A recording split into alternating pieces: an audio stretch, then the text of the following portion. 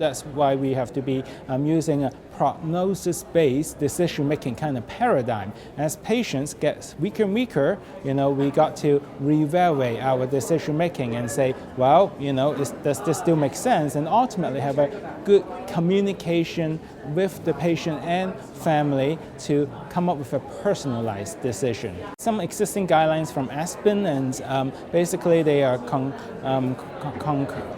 consistent with what we have been talking about, which is to minimize aggressive interventions at the end of life, and subcutaneous hydration may be considered for selected patients in the last days or weeks of life, but not enteral or parenteral nutrition support. They start out able to eat, but as in the last months of life, a lot of patients already start to experience decrease in the appetite, some degree of weight loss, although it's not true for every single patient. This is quite common, and they start to get weaker and weaker, and then in the last weeks of life, they essentially have even greater difficulties even eating. Some will have difficulty swallowing. So in a way, not being able to eat is actually quite a natural process for many individuals. I guess the question then is, well, if they're not eating enough, does it make sense to give more fluids or food when patients are going downhill?